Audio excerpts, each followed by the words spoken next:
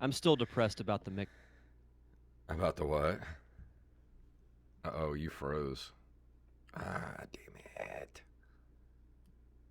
Don't do this to me, Discord. Okay, there you are. What'd you say? You were disappointed about what? That my mixer is no longer working. Oh, I know. That sucks. Yeah. Let's see. I mean, I've got a good backup, which is nice, but I mean, I'd much rather have the mixer just because I have more control. Yeah. I need to get a mixer. I've been wanting to get one for a while. I think I might just get me one of those small ones that's like a 2 channel Yeah, mixer. I thought about getting a 2 or a 4 channel. Do you want to get up here? Do you want to join us for the show? Is that what you're doing? He doesn't want anything to do with me until I'm like doing something. He wants that fame. Yeah, he does. See, ActRaiser is for the SNES, right? Yes. All right. That is posted. Oh, I better turn that off. Now let me. Oh, so my Patreon poll, it ended in a tie. Oh yeah. What was it? It's a tie between Crash Bandicoot and Mario Sunshine. Hmm. So my plan was, since Sunshine got the first vote, I was going to do that, then Crash Bandicoot Yeah, I was after gonna say that. because Mario Sunshine is a. I mean, don't get me wrong. Crash Bandicoot's okay. It's not a bad game, but man, Mario Sunshine is so much better Yeah. of a game. It'll be way more fun to play. Yeah. Let's see. Share this on my personal page. Yeah, I need I'm to. very curious to see the reaction that my show is going to get tomorrow. Hmm. Like, I don't think it's going to be bad. I'm just Yeah. curious because I've never done a show like what I did today before. Yeah, I can't But wait I to mean, hear that. it wasn't like we don't get political. Yeah. Like, we still talk about like the actual making of the documentary and all that. Ah, come on, Discord. Let me do this. That is shared. I feel like I haven't been in my normal setup for like 2 months. I Oh, know it hasn't been that long, but yeah. Man, I don't know. I'm gonna switch something real quick. Hopefully, this will be a little more stable. All right. We'll see. Make sure the Twitch stream is still going because I was getting a bad bit rate on the Twitch channel. my internet has been garbage the Well, last 2 days. yesterday, like it was, they were saying it was a DDoS attack yesterday. That why everything was down, but it wasn't. It was just literally everything bad that could happen started happening all at the same time. Yeah. It was just weird coincidences. Well, like today, I had a Zoom meeting at 11. There we I go. log on and I can't get into my email to get the Zoom link. Yeah. So then I reset my router. The internet reconnects. It still won't work. So then I just use my phone, and then magically I can get into my email on my laptop. So then I rejoin the meeting Hmm. through the laptop. Then I had a 2 o'clock meeting, and the exact same thing happened. Damn, man. Yeah, Twitch was down the other day too. It was like it was everything, man. That's strange. And I got to get a new. I have a 50-foot Ethernet cable that I use so that I can get a more solid stream Hmm. when I'm doing this. But I think the cats may have chewed on it somewhere because it's no longer working. Oh no. So I may need to go get a new one this weekend, and I'm gonna get like 100-foot one. So because Hmm. the thing is, in my apartment, I am directly above. I'm on the second floor. I'm directly above where my router is. So Hmm. I wish there was a way I could just drill through the floor, just Yeah. drop one, drop the line down there. But I'm gonna have to go like. This is weird. Why is this happening on my Mac? music just opens for no reason whatsoever. I That's didn't touch strange. anything. It just opened. Weird. But I'm going to get like a Is your apartment haunted? 75 or, yeah, probably. I'm going to get like a 75 or 100-foot cable and like run it along the ceiling, down the staircase, up, back onto the ceiling, downstairs, and then down to the router. So that should be fun. That's my little weekend project this weekend. It It'll be is worth it, though. Possessed Rampage. Good evening. Rampage. Rampage. Yeah, I went to his island last night when I got home from the open mic to go sell my turnips, but I didn't get there in time, so I missed out on $460 worth of turnips. Oh man. I actually Oh, wish I had both $460, and I actually wouldn't mind eating a turnip right now. well, it was $460 per turnip, and I had like 10,000 turnips or something like Oh, that. geez. I was about to be rich. You can fund my move to the other side of the country. Hell yeah. Oh, that Which, sounds so good. I'm looking at. So this is my plan. In September, I'm going to go back to LA for like a week and a half, just to see if I like it Mm-hmm. before I make any type of decision. Dude, if you move, please do, because then that will give me a reason to go hang out there, and if I like it, I can stay too. Yeah, we'll just get one big house. Hell yeah. Go live up in the hills. We'll be YouTube people. So I found an Airbnb. It's a very small place. Like it's literally like a room and a bathroom. Hmm. $30 a night. It's all you need, really. Yeah, and it's like I'm only going to be there to sleep. That was like that Airbnb I had in New Orleans. Was it November or December last year? I got an Airbnb, and it was like one of those old shotgun houses that they have in New Orleans. So it was just like you walk in, it's like living room, bathroom, and then kitchen, and that was it. I was like, dude, I would love to have this place. Like, it was in the middle of the ghetto too, and it was so Oh, really? nice. I was just like, this is awesome. Oh, man. Rampage says he used to be a cable guy. Did you know Jim Carrey? Cable guy. Guy. We're running a little late. You ready to go ahead and get this thing started? Yes, sir. I got all my tabs open, so I'm all set. All right, let me roll this up here. All right, here we go. In 3, 2, 1. Do you like this show and you want to help support us?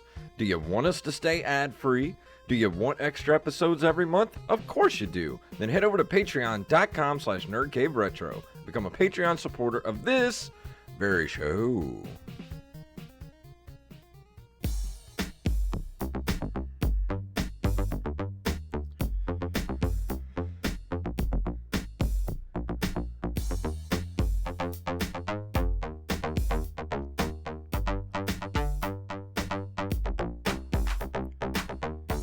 Greetings, programs, and welcome back to another edition of the Nerd Cave Retro Show. My name is Jason Robbins. And my name is Derek Diamond. So guess what, kids? We hit the $50 level on Patreon. So first up on the docket will be a commentary track for Double Dragon. The dumpster fire that is 1994's Double Dragon. Yay? Question mark? And we gotta give a shout out to our newest Patreon and the man that put us over the $50 level, Mr. Randy Bailey. Woo!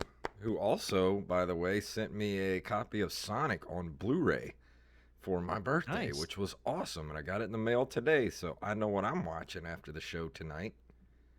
You got to check out the special features. Oh, There's that's some the really first good thing ones. I'm going for. Special features, baby. Yeah, there's a gag reel. There's I think a couple of deleted scenes. My favorite thing though is there's a feature with Jim Carrey about how he like played Robotnik, Yeah. like I wanna his watch motivation behind Robotnik, which is really good. that. Dude, if he doesn't get an Oscar nomination, I'm going to be very angry. He's just going to unleash all of his robots on everybody. God, that movie's so good. If you've not seen Sonic, it's better than it deserves to be.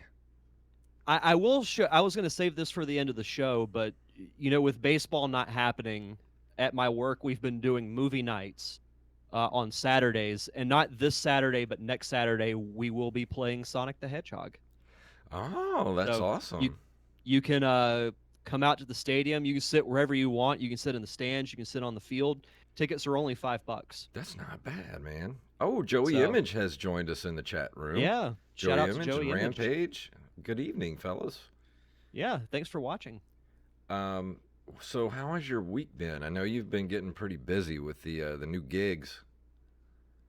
Yeah, so I've been working pretty much every night, well, every Thursday, Friday, and Saturday night with, all the stuff we've been doing at work. We're doing trivia on Thursdays. We started doing bingo nights on Fridays, and then our movie night is on Saturdays. So those have been pretty busy. And then I picked up a side job actually hosting trivia at a couple of bars around town, and that starts actually this Monday. So if you're in Pensacola, I'll be hosting trivia at Odd Colony Brewing in downtown Pensacola, right off of Palafox Street. And then Tuesdays, I know this is going to be a regular thing. I don't know if the Odd Colony thing is going to be regular or not, but I will be hosting trivia at Big Top Brewing Company every Tuesday at 6 p.m. So do you So have to come up with the questions, or are you just the host? I'm just the host. Okay. So no, the guy who runs the actual like trivia side business comes up with all the questions Okay. and just sends me the link to it. And then he gave me a speaker and a microphone, and I literally just show up with all the stuff, set it up, host trivia, and then when it's done, give out prizes, That's so and cool. then we're done. I, It's I, not bad. It should be fun. yeah. I mean, it's gonna make things like, doing my show a little bit more difficult, Hmm. but I mean, I get around it, with I've gotten around with it with baseball before, so I can get around it with this. So Yeah. I'm not too worried about it. But other than that, just really kind of doing that. We are doing Marvel Cinematic Universe trivia. If you're listening to this the day it comes out, it'll be tonight at 7 p.m. at Blue Wahoo Stadium. And I will say this: it ain't gonna be easy. Now, these I come up with the questions for, Yeah. I and don't. I came up with some good ones. I know you've got the wrestling challenge thing you have to do soon too, which I did for Brandon Rutledge on his Yeah, how'd YouTube that go? channel. Me and Wally did the wrestling trivia challenge. We're not well. I would say that me and Wally's a lot of our knowledge stops after a certain point. Like a lot of the newer stuff we're not as familiar with. Like Wally's more of a '90s, early 2000s wrestling guy, and I'm more of a '80s, early '90s. So a lot of mine were guesses, but a lot of times I guessed right and somehow managed to lead the game until the very end, until Wally came back for a glorious come from behind victory. Yeah, I still need to check it out. I'll do that definitely this weekend. But yeah, I'm gonna do that. I think Sunday night is when. Yeah, it's Sunday night when I'm gonna do Brandon's show. So it should be fun. Yeah. He funny enough, he actually used me as a guinea pig for Hmm. your guys' That's questions. what he was saying. And like you So said, you were killing it with the championship. All like what was it, like 54 yeah, holders of the heavyweight championship belt. I think I got. There were ones that I could have swore were champions, but they never held the belt, and that was eye opening for me. you'd be surprised. Like I'll throw Roddy Piper out there. He was never Yeah, he never WWE did. champion, But I which could have is see. shocking. I lost because I thought that Jesse the Body Ventura held the title, like in the late '70s, early '80s, when WWE was or WWF was still like a territory in New York. But he Hmm. never held it, and that's what I lost on. I don't know what type of stuff. Brandon's got in store for me because I have a feeling he's going to be much harder on me. Yeah. See, Joey Emmons should have been there for that. He'd be perfect for the wrestling challenge. He would destroy me in wrestling challenge. Me too. I don't have much going on lately other than that. I mean, I got a lot of stuff going on, but I can't really think of anything right now. I took a nap a little while ago and I'm all loopy. Naps are great. No, I took one Sunday. Yeah, because I had to run by my office to grab something. I got back here at like 9:30, slept for 2 hours, woke up and just like I forgot what I made for lunch, but I just had like Yeah. I had a lazy I had a very lazy weekend. I got home from work, ate dinner, and then passed out for like 2 hours. So my brain is like soup right now. But Perfect way to do a podcast. I don't know about you, but I'm ready to go into the news for this week. We got some good stuff.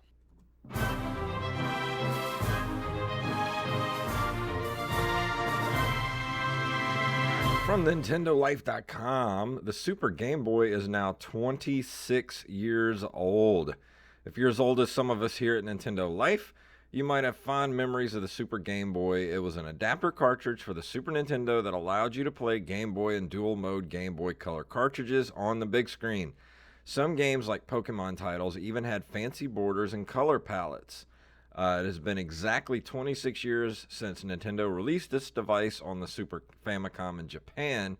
The cartridge peripheral got an upgrade in '98 with the Japan-only Super Game Boy 2, and later down the line, Nintendo released a transfer pack on the N64 and eventually the Game Boy Player on the GameCube. When the digital era finally arrived, it began offering its older Game Boy and Game Boy titles on the 3DS eShop. I was actually interested in buying a Super Game Boy like last year, and they used to be like $5-10, and then all of a sudden, right when I wanted to buy one, they shot up to like $30-40, and I don't know why, because they still have the same amount of inventory at the retro game shops. They just went way up in price for some reason.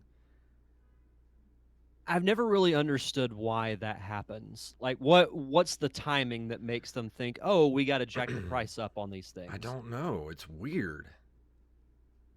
I can't remember if it might have been Pensacon. It might have been last year that I got a Super Game Boy. Yeah.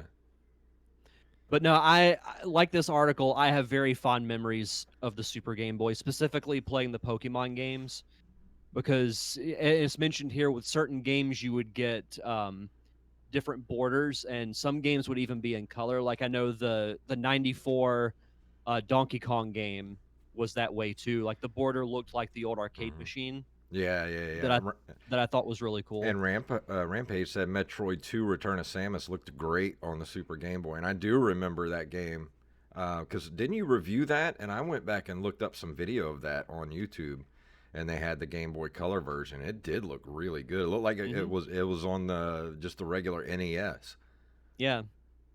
No, yeah, that was one that I reviewed when we did Metroid month. But yeah, the Super Game Boy was really cool, and then they released the transfer pack for the N64. I remember that specifically because in Pokemon Stadium there was an area you could go to where you plug in your Pokemon game, and then you can play like Pokemon Yellow or Gold and Silver on the N64. So Hmm. really, really cool peripheral. Yeah. I still want to get I, one. I just don't want to pay like $40 for it. it's got to come down at some Yeah, point. not when they have like 7 or 8 of them sitting in the glass case. I'm like, why are you charging this much for these? Is there a dime a dozen? Maybe they should ask themselves why they're not selling any. I don't know. Yeah, that too. This next So story, this I know this is right. I know you were excited about this. I ran through my house screaming when I read this on IGN. This comes to us from TheVerge.com. Pokemon Snap is coming to the Nintendo Switch, and I will be getting this as soon as it comes out. It's finally happening. Pokemon Snap is making a comeback. The classic N64 game where players simply capture photos of pocket monsters is on its way to the Nintendo Switch. We don't know much about the new version just yet, aside from the fact that it's called matter of factly New Pokemon Snap, though it's being developed by Bandai Namco. So essentially, and I reviewed the original Pokemon Snap a while back on the show, and in this, the new one doesn't have a release date currently, but it's very simple. You ride in this machine and you take pictures of Pokemon, So and that is it. does this seem like a fall release or um, a Christmas release? I would say fall, but if they pushed it to Christmas, I wouldn't be shocked. But Yeah, I'll say fall is my prediction. because I But don't see this. I mean, I know you love Pokemon. I know a lot of people love Pokemon Snap, but I don't see this being the big Christmas seller. no, it'll have its cult following, much like the original game did. And the fact that this is coming out for the Switch, I mean, the Switch is the perfect console for this type of game because you can literally hold the console like a camera. Yeah. And if it's used that way, I think it will be really cool. But Hmm. I've been waiting for this for a while. I mean, I figured at some point they would announce this, and I saw the notification on IGN and was like, I know but Derek's no, I happy. will. But no, I will definitely be getting this. I mean, I'm not nearly as familiar with the new Pokemon as I am with like the original 150 and even the generation after that with Gold and Silver, but and it's not going to make the game any less fun. Yeah. So I'm definitely getting it. I figure you would. I figure you're a day one purchaser. Yes, sir. This next story came to us from Carlos, our listener Carlos Longoria, on the Gmail nerdcaveretro at gmail.com. This is from nichegamer.com. Mel Winkler, voice of Crash Bandicoot's Aku Aku, passed away at 78. Best known for his voice of Aku Aku in the Crash Bandicoot games, passed away at 78. Hollywood Reporter reports that Winkler died peacefully in his sleep of unknown causes on June 11th. He is survived by his 2 children and 4 grandchildren. His career extends across live action and voice acting, best known in the mainstream for films such as Joppy and Devil in a Blue Dress, Melvin and Doc Hollywood. I love that movie. And Coach White and Coach Carter, along with the TV series Oswald as Johnny Snowman. In the world of voice acting, he was known for Aku Aku, as well as Lucius Fox in the new Batman Adventures. A spokesman for his family, Courtney Benson, told the Hollywood Reporter that Winkler was a consummate professional who was always willing to share his knowledge and wisdom on any given subject. His infectious smile and love for family will forever be missed. He was a giant among many. I mean, 78 is. That's a I mean, it's a that's a good good run. run. Yeah. Yeah. And he, I For those mean, who, quite a for quite a resume too. I mean, these are some pretty big movies, and of course the Batman Adventures, like those. That's some good stuff to have on the resume. I completely forgot that he was in Coach Carter or in Yeah, Doc Hollywood, which I haven't seen Doc Hollywood in a long time. yeah, me But either. But I love it's a that super movie. underrated movie. Mm-hmm. But for those who have never played Crash Bandicoot before, you have just like a general idea. Aku Aku is the giant floating mask that you collect that essentially keeps you from dying. But in the sequels, he actually became a character as opposed to just almost like an item in a Yeah, way. And he was like the wise old sage type of character. But I that's mean, cool. yeah. So now it's it's sad news, but I mean, 78 is like we said. That's a Yeah, heck of a run. I hope I can make it to 78. I feel like I Same. might die at 45 probably. No, I don't think like that. But rest in peace, Mel Winkler. You will be missed. Yes, sir. And our last story comes to us from cnet.com. I actually haven't been to this website in forever. I mean, either. Nintendo just launched a new free Switch game. Jump Rope Challenge will cost you $0 until October. Though parts of the world are slowly emerging from coronavirus lockdown, we're all still spending far more time at home than usual. Nintendo knows that and wants to give you another avenue to be active in your living room or bedroom or any room. The Japanese gaming giant launched Jump Rope Challenge on Monday night, a cute game that uses your Switch Joy-Con controllers as skipping ropes. The best part, of course, is that it's free, or at least it's free for now. It said Jump Rope Challenge can be downloaded from its eShop at no cost from now until the end of September. I Hmm. mean, I think it's cool that they're putting out, a free game, and I'd be interested to try it, even though Yeah. I probably wouldn't make it like 30 seconds before I died. Yeah, I don't think I want to do jump rope on the Switch or Yeah. in real. Like, I don't know. I don't want to jump rope. That just sounds Yeah. awful.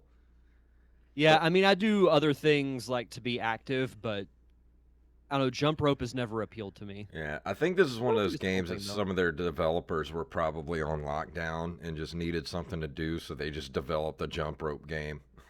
Yeah. And Yeah, I Nintendo's love like, how this here, says though parts of the world are slowly emerging. Like if you're Florida, yeah, we're back. yeah, no shit. You guys were a little jumped the gun.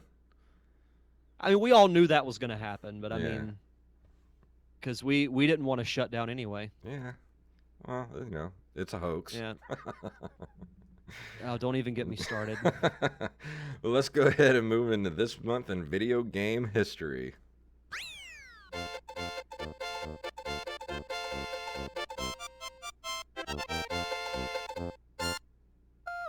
In June of 1978, Taito releases Space Invaders in Japan. The worldwide success of Space Invaders marks the beginning of the golden age of arcade video games. It sets the template for the fixed shooter genre and influences most subsequent shooters. Never heard of it.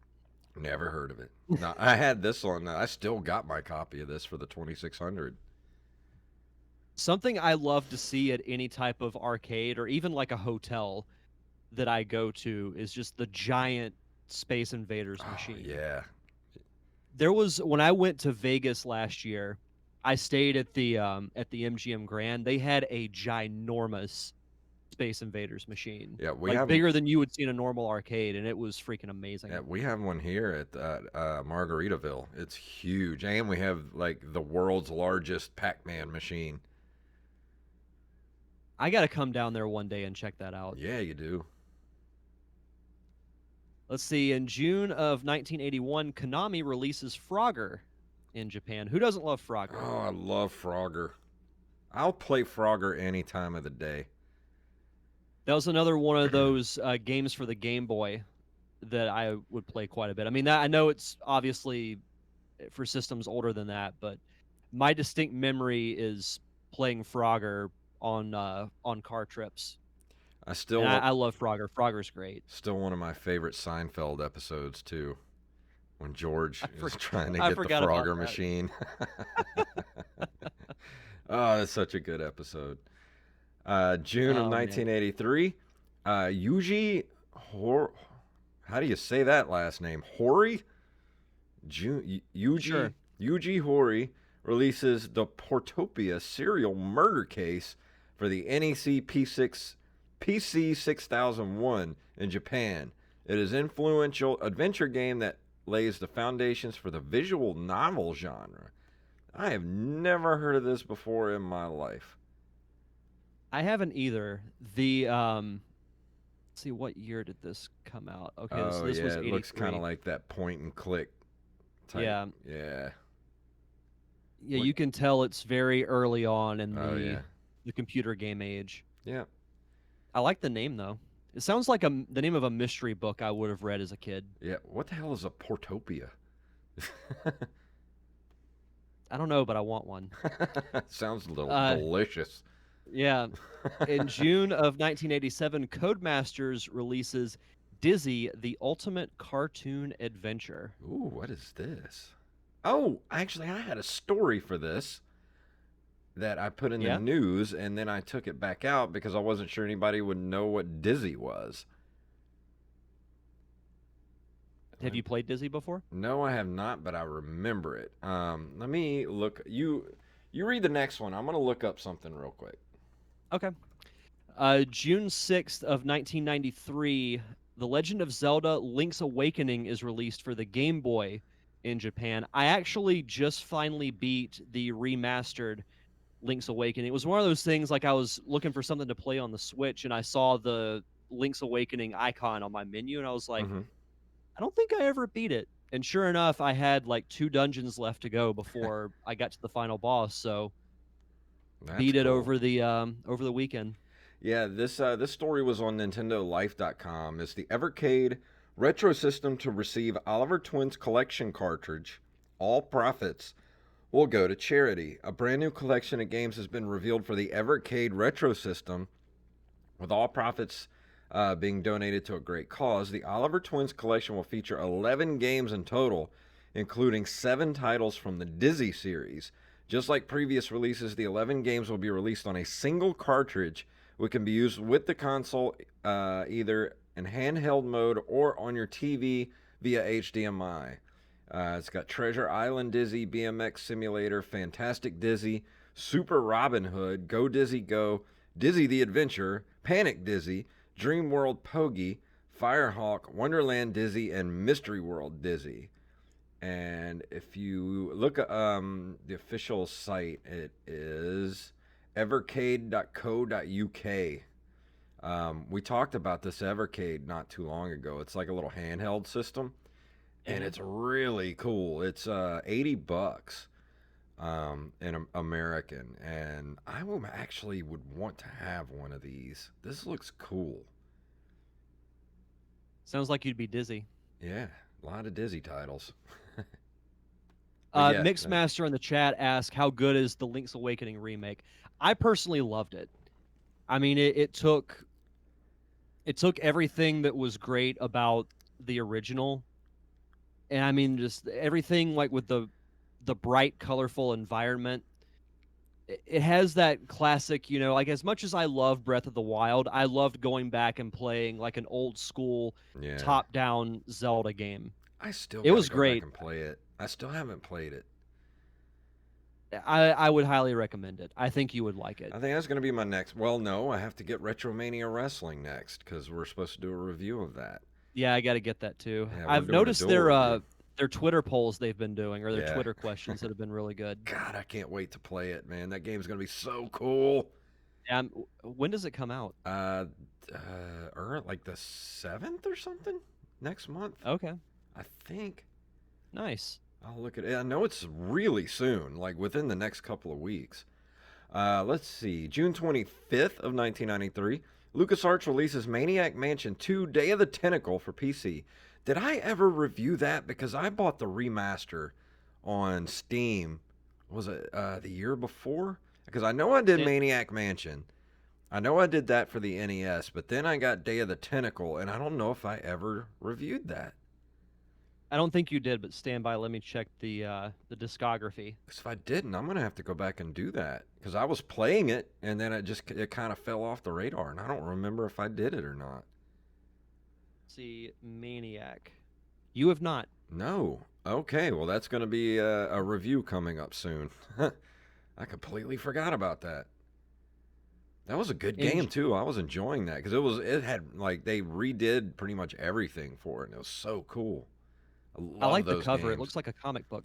Yeah, I mean all the graphics in it. It looks like you're playing like a cartoon from the '90s. Like it's Oh, got that nice. total '90s vibe to it. Yeah. Let's see. June of 1997, Amcus releases Harvest Moon for the Super Nintendo in North America. This was a game that, for a time, I was very addicted to as a kid. You mentioned Animal Crossing and Hmm. turnips. Well, you could grow turnips in Harvest Moon, and I grew a lot of them. You could grow turnips, potatoes, corn, tomatoes. Like what was cool was as you would progress through the game, the seasons would change Hmm. and you could only grow like certain things. Like you'd only grow tomatoes and corn in the summer. Yeah. So you'd have to try and get as much money as you can or store some because then you'd have to wait a full year before you could get it again. Well, they have a Harvest Moon game for the Switch. I've been seeing it's always on the $20 bin at Walmart, and I've been tempted to get it a few times. Yeah. Funny enough, I haven't actually played a Harvest Moon game since the original one. Yeah, I've never played one. It's. I feel like after playing Animal Crossing, I'm like, should I try this Harvest Moon thing? That's one of the reasons why I don't give you guys crap about Animal Crossing, is I'm like, I've been there just in a different Dude, situation. Animal Crossing is like crack, man. I've noticed. I've been fighting the temptation to get it, but like there's a part of me that really wants Oh, to. you're gonna finally get it once all of us are not playing it anymore, and you're like, man, I don't have any islands to go to. Be like, guys, I've tried out this brand new game called Animal Crossing. Yeah. Ever heard of it? Let's see. Well, we got one more. June 29th of 1998, Rare releases Banjo Kazooie for the Nintendo 64. Man, I've heard a lot of banter lately on podcasts and stuff about people really wanting Banjo Kazooie as a complete new series, like a new Banjo Kazooie game from Rare. You talk about like day one purchase. I will throw Pokemon Snap in the trash for Banjo Kazooie. I mean, I've said it before. When I reviewed this a while back, and anytime we've talked about it, to me, it is the perfect 3D platformer. I actually prefer this game to Mario 64. It's in my top 3 of N64 games. My top 3 would probably be Banjo Kazooie, Ocarina of Time, and GoldenEye would probably be the third one. Yeah. But it's just such an incredible game, and the sequel to it is not bad. It's They made it a bigger game, which is good in some ways, bad in some, but I think now would be a prime time for Banjo to come back. I mean, people went nuts when he was included in the Smash Brothers game. Yeah. Just the thing that sucks is I think it would be an Xbox exclusive if it were. Probably. I don't know. I mean, maybe Nintendo and Windows were getting kind of cozy there for a little while, so you Because never know. playing a Banjo game on a Nintendo console, like that's just right. Yeah. Man, we But who got a knows? we got a full chat room right now. What's up, fellas? And ladies, if there are any ladies in there, I doubt. I don't know if ladies really like the retro game stuff, but Yeah, let's see. Yeah, Human Rogue Banjo is my favorite from N64. Yeah, it's an amazing game. There was a remaster, well, not a full remaster, but it was re-released for the Xbox 360 Live Arcade. And they just kind of like brightened up the graphics a bit. But man, if they did a full remaster like they did, they've been doing with the style of how he looked in Smash Brothers, all for it. yeah. Joey Amos All for says it. the wife is here with him. Hi, Angela. I'm gonna go visit those guys soon, Nice. so she can make me some more Italian food. Oh, Italian food would be great. That sounds so good right now. Yeah. But Let's see. Yeah, Sergeant Sketch also, it was on the Rare Replay collection. I oh forgot yeah, about that. he said she waved. But let's go ahead and go into the shout outs because I'm ready to get into my rant for tonight. I didn't make popcorn. Go make Crap. popcorn real quick. Here, grab a beer and strap in. Let's see. So we mentioned at the beginning we passed the $50 level on our Patreon, and that's all thanks to our awesome patrons over at patreon.com/nerdcaveretro. We want to give a shout out to Armez Jackson, Axeblade07, Daniel Salmon, John Jekyll, aka Mixmaster, Carlos Longoria, Sergeant Sketch, and the newest member to the Patreon family, Randy Bailey. So we will be doing a commentary track of Double Dragon that I know I'm very much looking forward to. Hmm. I mean, in all seriousness, the commentary tracks are probably my favorite episodes that we do. Oh yeah. Like, I still say the Mario Brothers commentary track is my favorite episode of Nerd Cave Retro Oh, that we've ever I have a done. feeling Double Dragon's going to be even worse than Super Mario Brothers.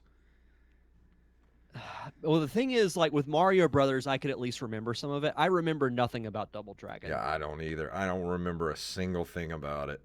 And I'm not doing what I did with Mario Brothers. I am not watching it beforehand. Oh, I'm gonna take the Jason Robbins approach. yeah. I'm going in cold. Go in cold. You know, like yeah, I couldn't. There's no way I could torture myself twice with especially like Super Mario Brothers. One time was enough. That was it. I was done. Yeah. No way I could have watched that twice. Yeah. So anyway, if you want to contribute to our Patreon, just head over to patreon.com/nerdcaveretro. And tonight I am talking about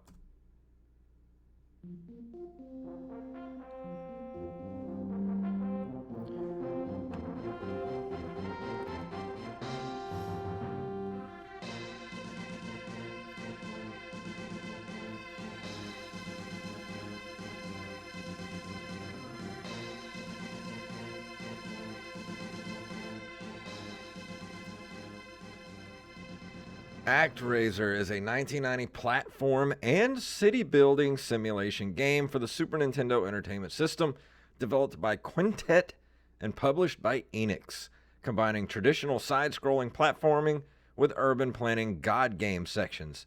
A sequel was released for the Super NES in 1993, and in 2007, ActRaiser became available on the Wii's Virtual Console, and a version of the game was also released for European mobile phones in 2004.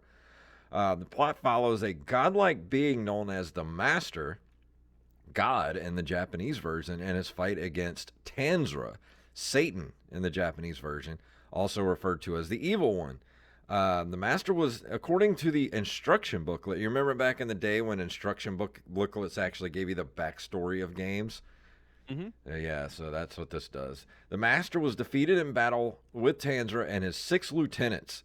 The Master retreated to his sky palace to tend to his wounds and fell into a deep sleep. In the Master's absence, Tanzra divided the world into 6 lands, one for each of his lieutenants. They later turned the people to evil. After several hundred years, the Master awakens fully recovered to discover that he has lost his powers due to the lack of belief in him. As the game progresses, the Master defeats Tanzra's lieutenants and recovers his powers by rebuilding the civilizations of his people and communicating with them through prayer. After all lieutenants have been slain, the Master commences an assault on Tanzra's stronghold, Deathheim, eventually defeating him. After his defeat, the Master and his servant revisit the many civilizations that they had helped build and observe the people. During their observations, they note that nobody is at the temple worshiping the Master. Servant observes that although the people once prayed to the Master in times of trouble, they no longer feel the need to because they are not in danger. The Master and his servant then enter the Sky Palace and depart into the heavens to await a time when they may be needed. So that's quite a plot going into this game. And this is one of the very first games that I ever saw pictures for when they, in Nintendo Power, when they were showing screenshots of different games. They showed a screenshot of this, F-Zero, and Super Mario World. And it was the first kind of glimpse. It wasn't even the Super Nintendo yet. It was still called the Super Famicom. And they were showing, like I said, some screenshots, and I saw a screenshot of this. I was like, man, this game looks awesome. I can't wait to play this. But then, of course, the Super Nintendo came out, and I never got around to playing ActRaiser. It just kind of eventually just slipped by me, and then I just never got around to it. So I was always interested to play it, but never did. Cut to recently, a friend of mine actually was cleaning out, a friend of mine got divorced and had to move back in with his dad. And he was in his old bedroom, so he was cleaning out his old bedroom and found all these old Nintendo games and ActRaiser for Super Nintendo and gave them all to me a few weeks ago. So I cleaned up ActRaiser and looks almost brand new and plays really well. So that was kind of I had touched on this game a few times over the last few years, playing like maybe just a few minutes of it here and there. Really never really dip my toes into it until I started playing this on Twitch, which a lot of people in our Twitch chat right now were watching me play this game. This game is it tries to do too many things and pretty much fails at everything because it tries to do too many things. You've got your side scrolling areas where you are the master, but you take control of like a statue, and you go through. And man, the controls during the 2D platforming parts are so tanky and slow that it's really hard to time like your hits and things like that. And I don't know, it just feels like, you ever play a game that just feels what's the word, like sticky? Mhm. Like the controls just feel sticky, and it's not. It's like the game is beautiful. Don't get me wrong. The game itself is gorgeous. The background, like I could just sit and watch the backgrounds all day, and the music's great. But like they like I said, there are it's a genre mashing game where they try to do the 2D side scrolling platformer type levels, and then you've got the overhead sort of city building stuff, which is, it's like the most basic city building thing you can do, but it's aggravating because like you try to do like this different stuff, and like you're constantly being stopped from what you're doing because like your people are praying to you, and you have to listen to them, so you're constantly getting interrupted. You're constantly have like these, crazy demons and stuff coming up out of the ground, and you have to direct your people to go and close these demon portals in the land, and you have to close all four, each section of the land. There's 6 sections, and in each section you have to build your city up enough to close each of the 4 demon portals. And then you have to, once you do that, you have to come down from your sky palace and go into a side scrolling section where you take on the boss of the section. And sometimes like there's no rhyme or reason to the boss patterns. There's only one boss that I could recognize the pattern for, and that was the Pharaoh head. Like that's a really easy boss pattern. The rest of them are just chaos. And I was like, Sounds like what this game is. yeah, it's like they're like some of the bosses, and you could go back and look at my stream. Like some of the bosses are either really easy or they're just ridiculously hard, and it takes you like 10 tries to get past the boss. There's like no in between. And I was getting so frustrated in this game because I would get to a boss and I'm just like, okay, is this one going to be really easy, or is this one going to be, just random chaos going on, and I have to just pray and hit him as hard as I can, as fast as I can to try to survive. And once you get towards the end of the game, you get to the end, you open up all 6 sections, then it's a Mega Man style ending where you have to defeat all of the 6 bosses before you get to the final main boss, Satan or Tanzra, whatever his name is. But the difference between this and Mega Man is Mega Man at least has the common courtesy to refill your health bar after each boss fight. They don't do that in this game. Like, what were you thinking? I have to get through 6 bosses, which half of them are ridiculously hard because they have no discernible pattern whatsoever. So I'm going to, and that's another thing about this game. There's no way to not take damage in this game because you can't, like, you don't have a shield or anything. Like, your armor is like, what's the point in having armor that doesn't work? Half the enemies like throw stuff at you and you can't dodge it. You just have to take the hits. And the same thing with the boss battles is like you can't not take damage in this game. So how am I supposed to get through 6 bosses and the final boss on 2 lives and 2 health bars, basically. Like, how am I supposed to do that? I'm not that good. So, I know people would be like, "Well, good." Like, I can't. There's no way. Clearly, Quintet and Enix's expectations were pretty high when it comes Yeah, to this game. and I'll that's I'll be honest. So I knew of ActRaiser, but I didn't know that much about it. I had no clue that it had like city building aspects to it. I honestly thought it was just a platformer. yeah, that's what I thought at first too. I didn't know about the city building stuff, and the thing is, it's so rudimentary. It's not really like your city building. Basically, all you're doing is telling your people where you point them in a direction, and then they go that direction and start building. And you have to put them in different directions on the map to, because there's like I said, in each section there's 4 demon like portals that the people have to close. So basically you have to point them where to go to each portal. And sometimes they're like across a river, so you've got to like build up your city enough to where those people will learn how to build bridges. And it's just basically it's just a time waste. Like there's no way to kind of like micromanage your cities at all. It's very rudimentary.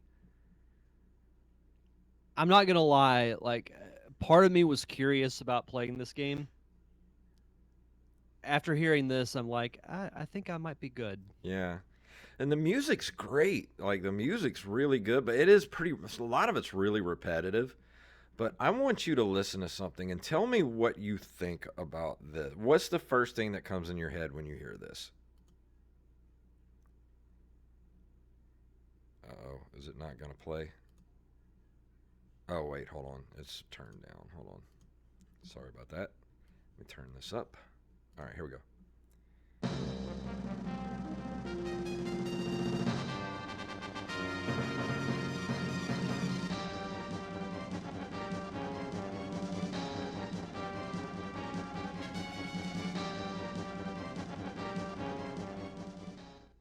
You want to know what it honestly makes me think of Uh-huh. is the Illusion of Gaia game, Oh, really? which I believe was made by the same company. See, I was thinking it sounded like the Super Star Wars to me. Yeah, I can see that too. So I'm Yeah, wondering. Quintet made ActRaiser, Soul Blazer, ActRaiser 2, Illusion of Gaia, and what is this last one? Terranigma, which I've Yeah. never heard of. Mhm. That's It's the thing, man. Is like this. They could have done so much more with this game. I don't know. It's like I feel like if this game would have been like on the computer, or I don't know. Like I just feel like maybe.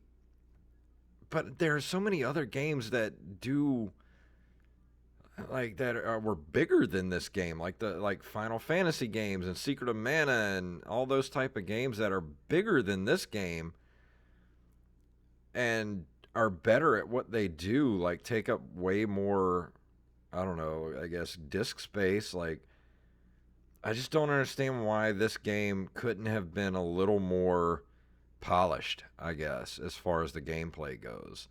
Like it just feels so clunky and not finished. I keep going back to the whole building thing. Like I'm just not.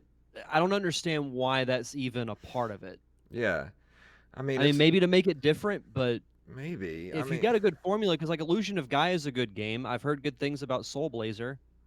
I don't know, man. It's like the side scrolling platform stuff looks great, but it plays horribly. And like the city building, the RPG elements are like so basic and just they're simple. There's nothing to really like. What am I trying to say? Like, you know how most RPGs like they really rope you in because you actually feel like you get more powerful Yeah, as you go along, and you like get more, like you can upgrade like your armor and weapons and things like that, and your magic. And in this game, that just doesn't. I still feel weak as shit.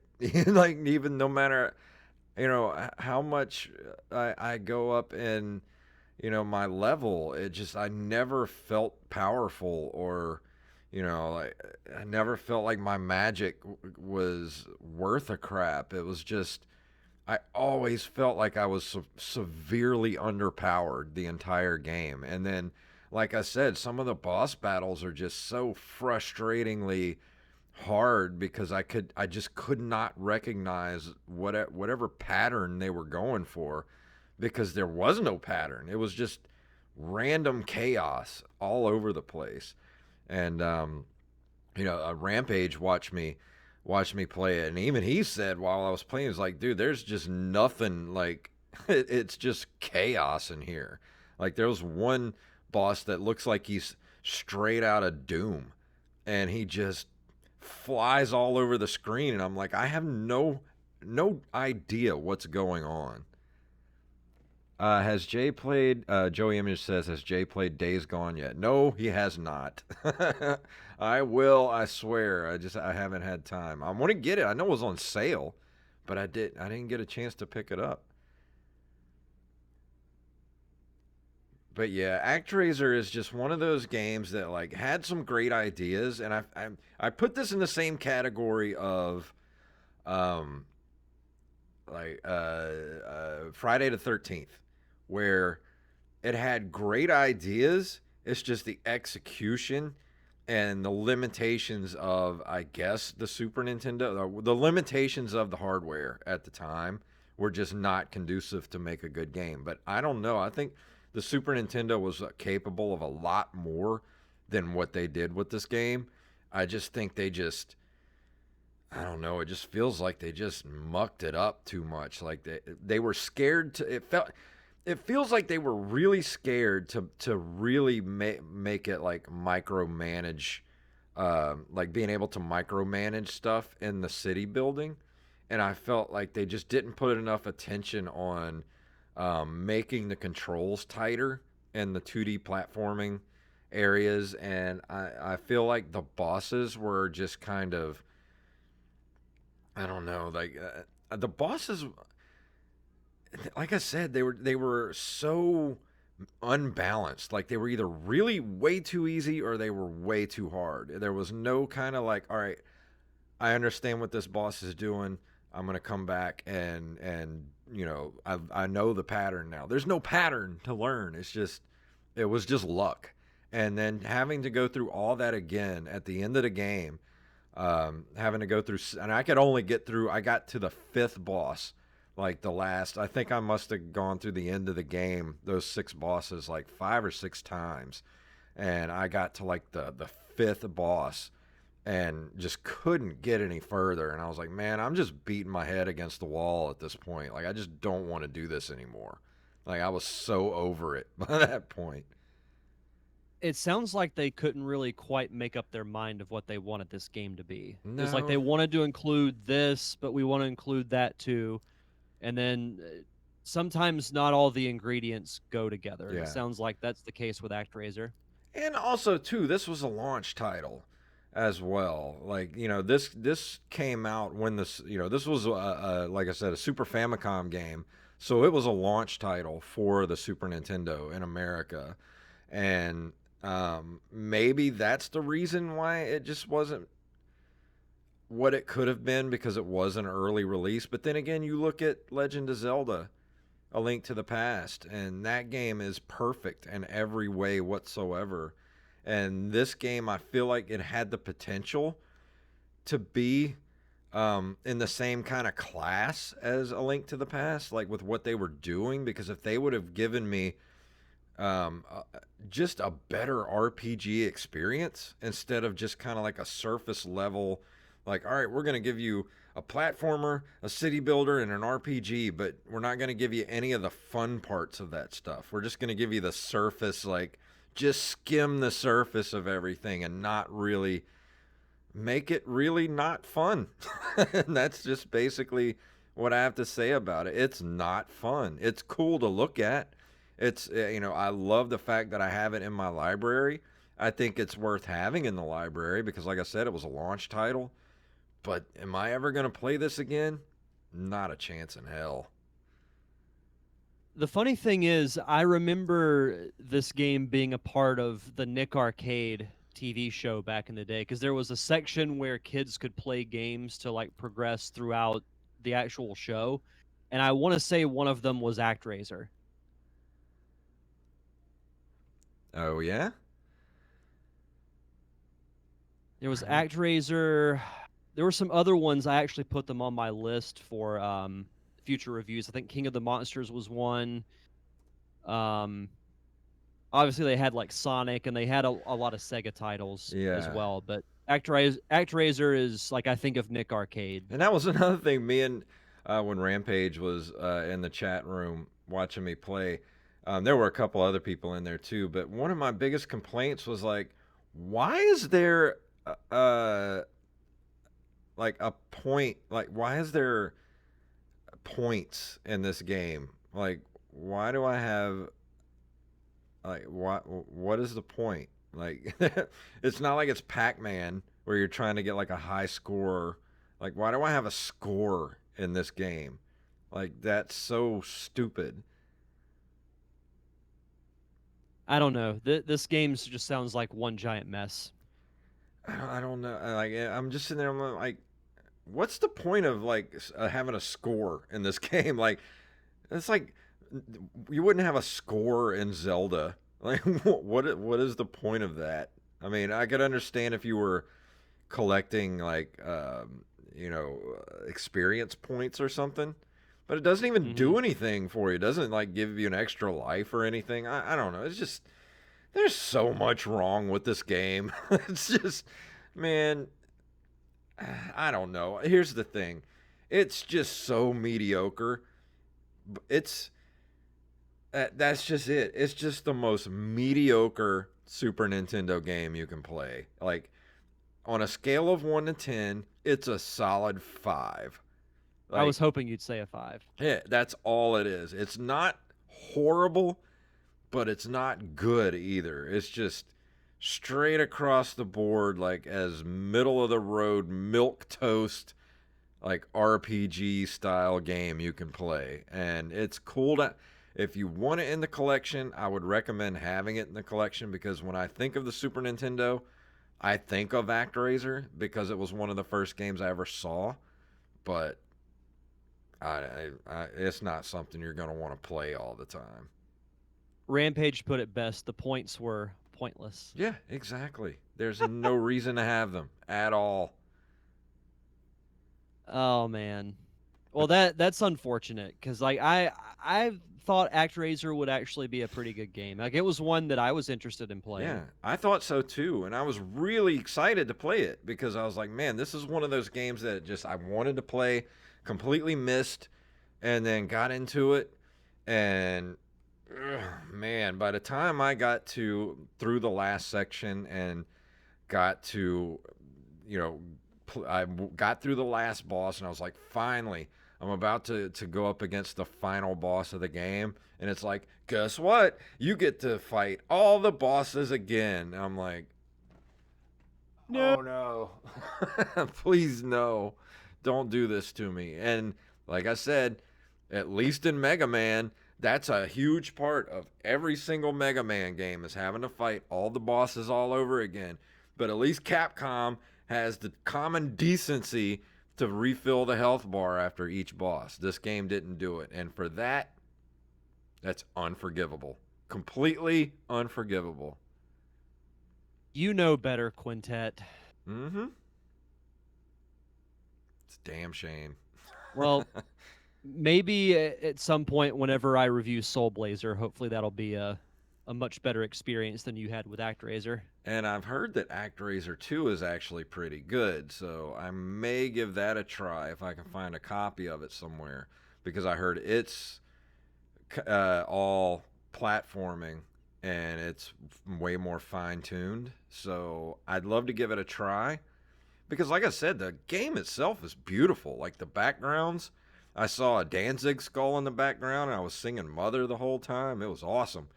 But man, the gameplay is awful. That's a shame. Yeah, just real That's a sticky real shame. controls. Like I hate games that feel sticky. Yeah. So I think that's going to be our new thing. Whenever we have a game that has bad controls, we're just going to call it sticky. I can get behind that. Yeah, But that game was sticky.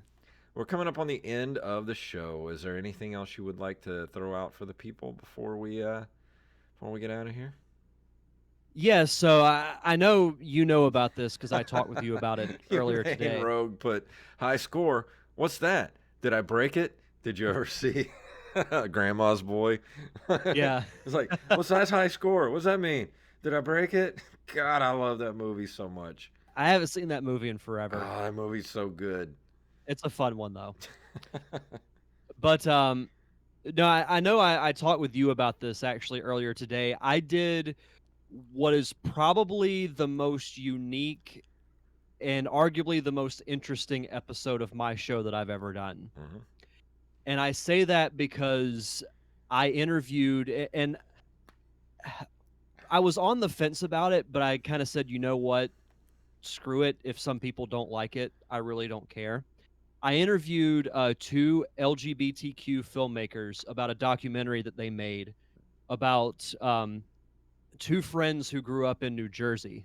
They grew up next door to each other, and they both came out as transgender at the same time. So it's their story.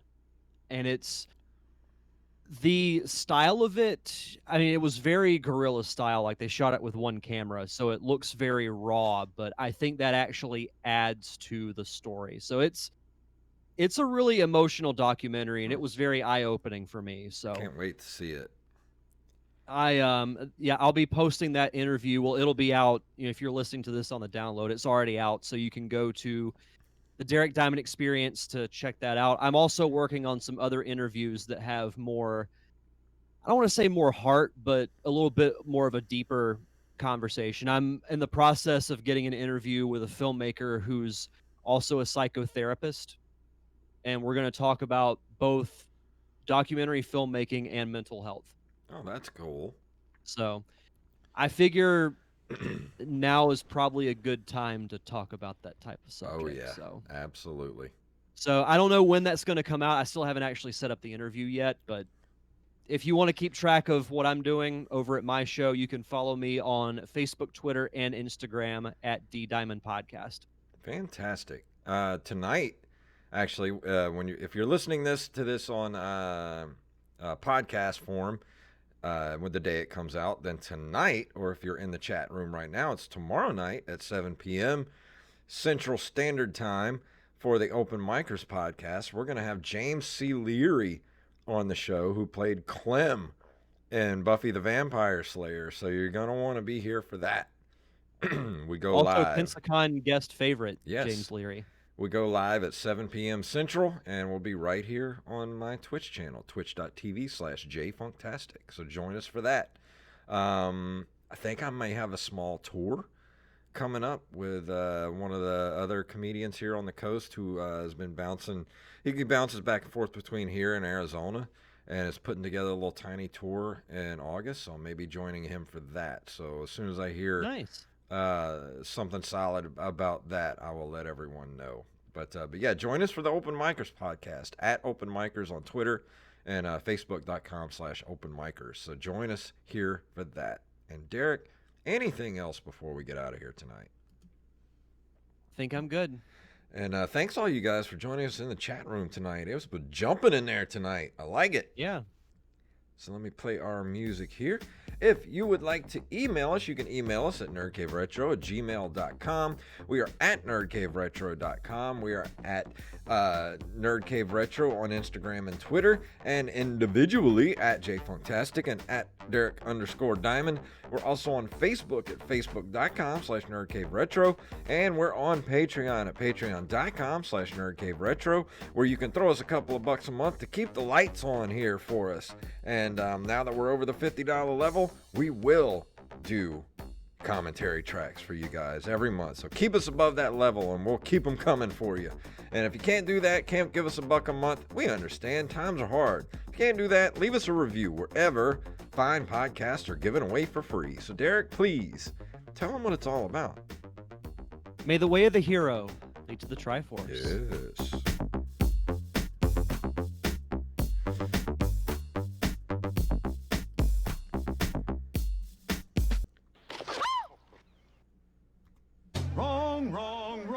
wrong. Wrong, wrong, wrong, wrong. You blew You're it! wrong. You're wrong. You're wrong. I love that clip. Wrong, wrong, wrong. I've been listening. Have you been listening to that the podcast that they do, Fake Doctors, Real Friends?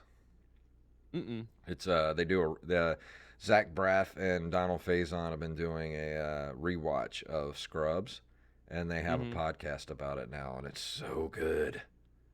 Yeah, I remember them saying they were going to do it, but I haven't checked it out yet. Oh, it's so good. You should listen to it. Already up to like episode 20 now. It's crazy. Randy Is it like Bailey has finally joined us in the chat room. What's up, sir? Thank you for the Sonic Blu-ray. That's going to get cracked open either tonight or tomorrow night. the Divid? Oh, man. I'm hungry. I don't know what I Yeah, want to same. eat, though. I don't know. I might have some cereal and toast or something. I don't know.